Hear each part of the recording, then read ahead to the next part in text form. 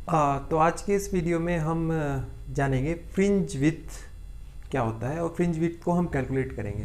अपने last lecture में हमने फ्रेस्नेल्स बाइप्रिज्म पे डिटेल में बात की थी। हमने फ्रेस्नेल्स बाइप्रिज्म से इंटरफेरेंस पैटर्न की स्टडी की थी और उससे हमने ये जाना था कि जो इंटरफेरेंस जो हमें मिलेगा, तो जो स्क्रीन पे हमको फ्रिंजेस मिलेंगी, तो कोई भी टू वेव्स किसी एक पॉइंट पे जब वो मीट करेंगी तो उस पॉइंट पे मैक्सिमम यानी ब्राइट फ्रिंजेस ऑब्टेन होने की जो पोजीशन होगी, एक जनरल पोजीशन, वो क्या होगी। और साथ ही साथ हमने ये जाना था कि अगर डार्क फ्रिंजेस के फाइंड होने की जो पोजीशन है, जो लोकेशन है, उसका जनरल एक्सप्रेशन क्या था। तो चलिए एक बार फिर से हम उन एक्सप्रेशंस को लिख लेते हैं, क्योंकि उन्हीं एक्सप्रेशन का यूज़ करके हम बेसिकली फ्रिंज विड्थ कैलकुलेट करेंगे।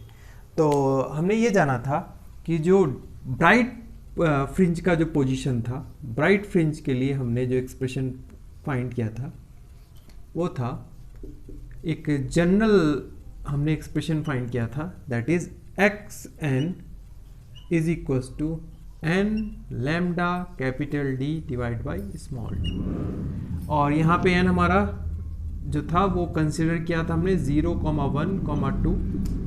तो एन इज इक्वल्स टू 0 पे हमको फर्स्ट ब्राइट मिला था, सेंटर ब्राइट जिसे हमने कहा था। और for n is equals to 1 पे हमें ये क्या मिलेगा, lambda capital D upon small d. उसी तरह हमको एन इज इक्वल्स टू 2 पे ये 2 lambda D upon small D. तो यहाँ पे हमको x 0 मिलेगा, n की वैल्यू 0 के लिए। x1 हमको मिलेगा lambda capital D upon small D, और x2 मिलेगा हमको that is twice lambda capital D upon small D. तो ये सारे x के वो पॉइंट्स हैं जहाँ पे हमको ब्राइट यानी मैक्सिमम या ये कहें कि कंस्ट्रक्टिव इंटरफेरेंस होगा, जिसकी वजह से जो फ्रिंजेस होंगी वो ब्राइट अपीयर होंगी, जिनकी इंटेंसिटी मैक्सिमम होगी। उसी तरह जो डार्क फ्रिंज का जो पोजीशन हमको मिलेगा, उसका एक जनरल एक्सप्रेशन हमने कल कैलकुलेट किया था। वो क्या एक्सप्रेशन था, वो था that is x n is equals to twice n minus 1 lambda capital D divide by small d 2d। और यहाँ पे n की वैल्यू जो हम कंसीडर कर रहे हैं वो हम ले रहे हैं n की वैल्यू 1, 2, 3, ये वैल्यूज़ हैं। इसमें ये देखेंगे कुछ टेक्स्ट बुक में ये एक्सप्रेशन आपको 2n+1 मिलेगा, तो वहाँ पे n की वैल्यू वो 0 से लेके चल रहे हैं। ये बस हम ये याद रखेंगे, जो पहला हमको जो मिलेगा, पहला डार्क फ्रिंज जो मिलेगा वो देख लें, n की वैल्यू अगर हम 1 रखते हैं यहाँ पे, तो वो हमको मिलेगा that is lambda capital D upon 2d पे हमको फर्स्ट डार्क फ्रिंज मिलेगी। तो इसमें भी हम देख सकते हैं हमें फर्स्ट डार्क फ्रिंज जो मिलेगी दैट इज़ x1, ये मिलेगी हमको लैम्डा, इसमें वैल्यू 1 रखें तो 2 - 1 1 lambda capital D divide by 2d। Similarly x2 यानी जो सेकेंड पॉइंट जहाँ पे आपको ये अल्टरनेटिवली हमें डार्क और ब्राइट फ्रिंजेस मिलेंगी इसमें पूरे इंटरफेरेंस पैटर्न के थ्रू। तो x2 जो हमको मिलेगा दैट इज़ 4 - 1 यानी 3 lambda capital D divide by 2d। तो इस तरह हमें अल्टरनेटिवली हमको डार्क और ब्राइट फ्रिंजेस मिलती चली जाएंगी। तो ये एक जो फॉर्मूला है, ये एक्सप्रेशन, जनरल एक्सप्रेशन हम देख लेते हैं। ये है ब्राइट फ्रिंजेस के लिए और ये है डार्क फ्रिंजेस के लिए। ओके, तो इनका यूज़ करके हम इनका इंटेंसिटी ग्राफ भी बना सकते हैं। इंटेंसिटी ग्राफ इसका कैसा होगा, तो इंटेंसिटी ग्राफ कुछ इस तरीके से होगा कि अगर इंटरफेरेंस पैटर्न मिल रहा है आपको, प्रॉपर इंटरफेरेंस आप करा रहे हैं, चाहे आप फ्रेस्नेल्स बाइप्रिज्म से कराएं, चाहे आप यंग डबल स्लिट एक्सपेरिमेंट से कराएं, तो उसमें सेंटर पे आपको एक ब्राइट फ्रिंज मिलेगी, सेंटर पे आपको एक, अगर ये सेंटर पॉइंट है O, तो यहाँ पे हमें एक ब्राइट फ्रिंज मिलेगी, यानी यहाँ पे हमें एक मैक्सिमा ऑब्टेन होगा। उसके बाद नेक्स्ट, इस ब्राइट के बाद हमको एक डार्क फ्रिंज मिलेगी, और उसके बाद हमको वापस से एक ब्राइट मिलेगी, फिर एक डार्क और फिर एक ब्राइट। इसी तरह इस साइड में भी हमको ये डार्क, देन ब्राइट, देन फिर से डार्क। ओके, तो ये जो O पॉइंट है that is our central bright, उसके बाद ये वाला पॉइंट हमको मिलेगा फर्स्ट डार्क, फिर हमको यहाँ पे अगला पॉइंट मिलेगा जिसका मैंने अभी अलजेब्रिक एक्सप्रेशन में निकाला था, अभी हम इसको डायग्राम से शो कर रहे हैं।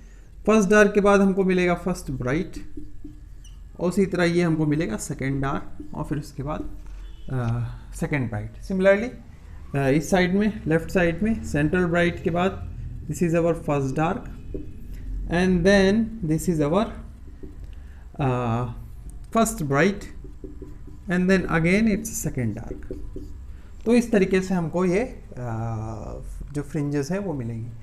तो मेरे ख्याल से अब तक ये क्लियर हो गया होगा हमारा ये जो कॉन्सेप्ट था फ्रिंजिनल बाइप्रिज्म का। अभी मैं फ्रिंज विड्थ अभी हमने नहीं कैलकुलेट की है, पर इसको अच्छे से समझेंगे तभी हम फ्रिंज विड्थ को कैलकुलेट कर पाएंगे। क्योंकि फ्रिंज विड्थ क्या है, that's nothing but the separation between two consecutive dark and bright fringes. यानी दो, अगर आप कोई भी दो डार्क या ब्राइट फ्रिंज ले लेते हैं तो उनके बीच का जो सेपरेशन डिस्टेंस है वो बेसिकली फ्रिंज विड्थ है, और वो सेम ही आएगा। ओके, तो चलिए चलते हैं अब फ्रिंज विड्थ कैलकुलेट करके देखते हैं हम लोग, ताकि हमें आइडिया मिल जाए। क्योंकि फ्रिंज विड्थ के कैलकुलेशन से ही हमको जो है वो बहुत जो है वो आइडिया मिलेगा, जो एक्सपेरिमेंट हम परफॉर्म कर सकते हैं। यानी जो एक्चुअल इसका यूज़ है, एक्चुअल यूज़ जो बेसिकली जनरली हम जो फ्रेस्नेल्स बाइप्रिज्म या यंग डबल स्लिट का एक्सपेरिमेंट का यूज़ करते हैं वो किसी भी लाइट की वेवलेंथ कैलकुलेट करने के लिए करते हैं। तो फ्रिंज विड्थ कैलकुलेशन से, यानी उसी फार्मूले का यूज़ करके हम बाद में वेवलेंथ कैलकुलेट कर सकते हैं। तो फ्रिंज विड्थ क्या होता है? Fringe width is the separation, is the separation between two successive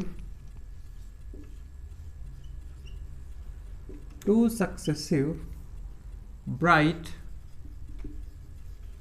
or dark fringes। Okay, एक लाइन का ये डेफिनेशन है। The separation between two successive bright or dark fringes is defined as your fringe width।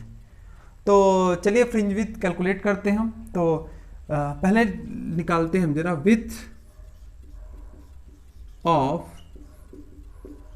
Dark fringes. तो dark fringe की जो width होगी वो कितनी होगी? तो एक जनरल इसका जो हमने एक्सप्रेशन दिया था वही यूज करेंगे। So that is nothing but it's the separation between two consecutive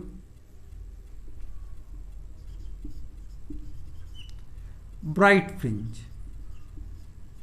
bright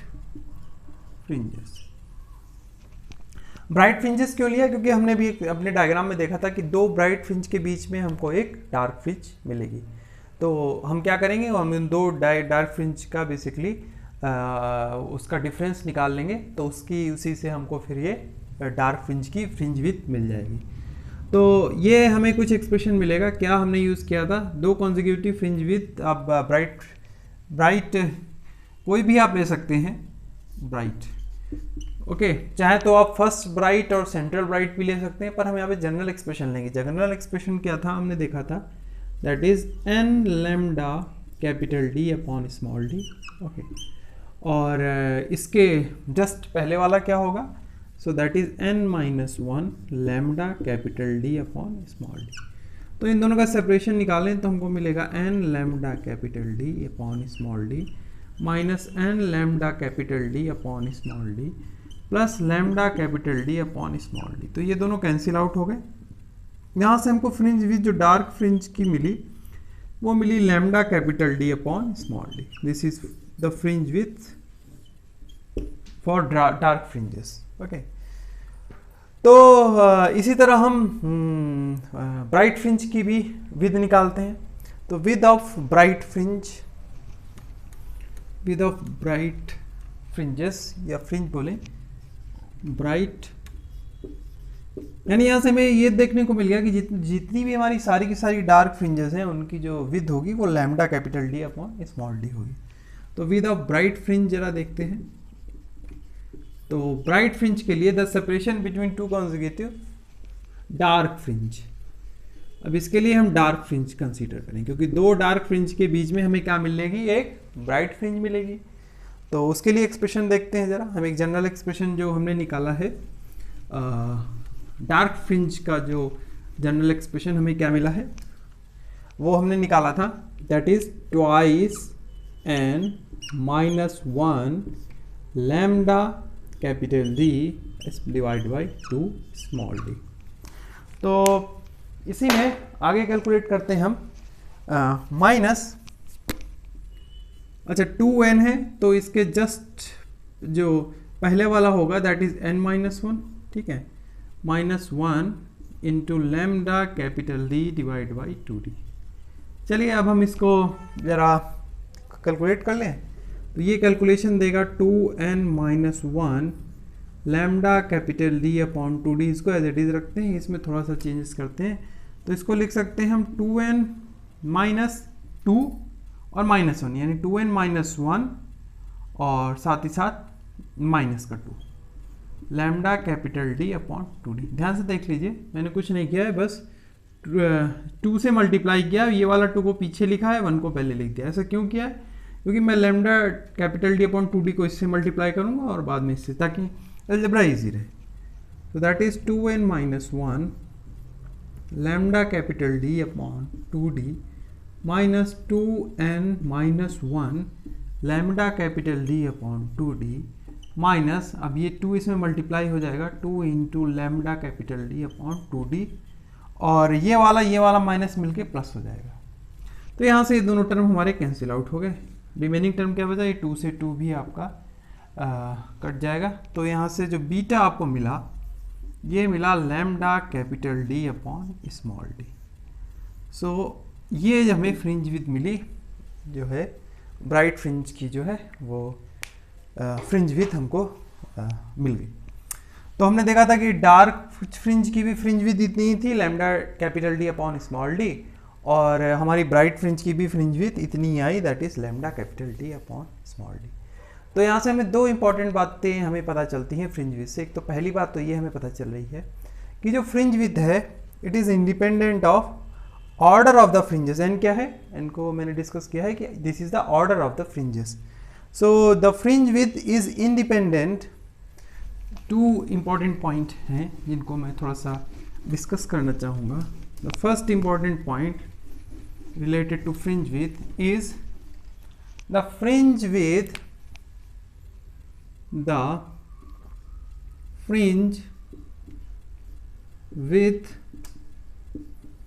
is independent